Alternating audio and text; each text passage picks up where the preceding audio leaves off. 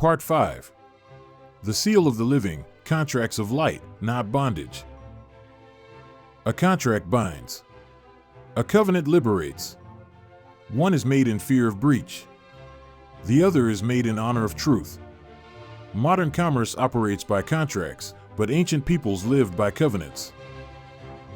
A contract assumes distrust. It includes penalties and enforcement.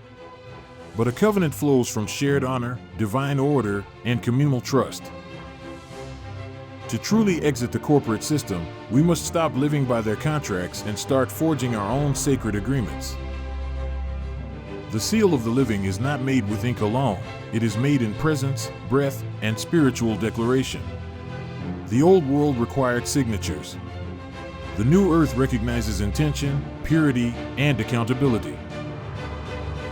Private contracts, if made knowingly and lawfully, are sacred. These include community pacts, common law unions, tribal declarations, and private trust indentures. They are not enforced by courts, but honored by conscience.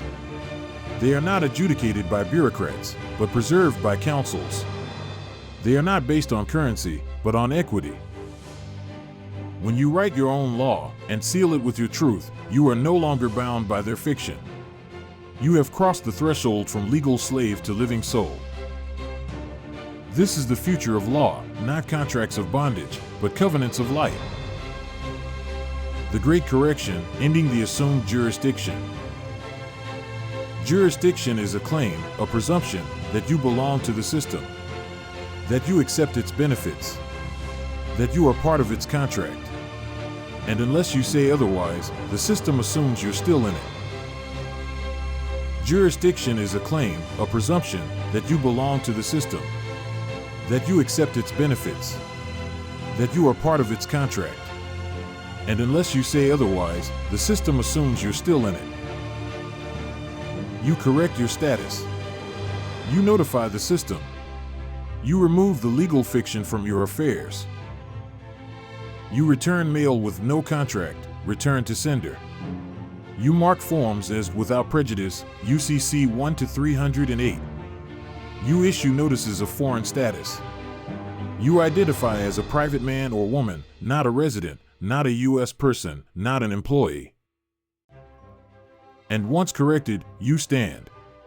You do not waver. You move only by consent. You speak with clarity. You document everything. This is not rebellion.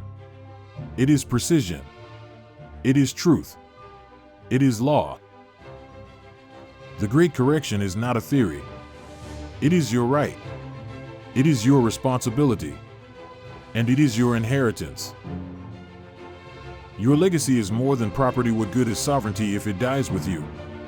The final step in restoration is preservation, securing your estate, your law, your teachings, and your truth for generations to come. Your living estate is more than real estate.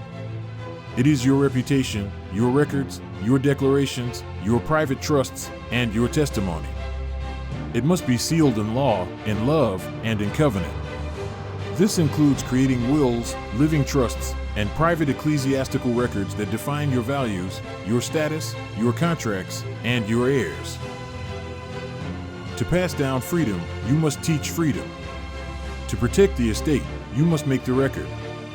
To honor your lineage, you must leave a lawful trail. Record your affidavits. Archive your trust instruments. Preserve your documents in multiple forms, digital, print, sacred, and sealed. Then teach your heirs how to write their own law, how to rebut presumption, how to speak with the voice of truth. This is the sovereign testament. It is not a ritual of death. It is a declaration of eternal life, eternal truth, and eternal order. The world may forget who you were, but if your records are sealed in truth, your legacy will stand forever.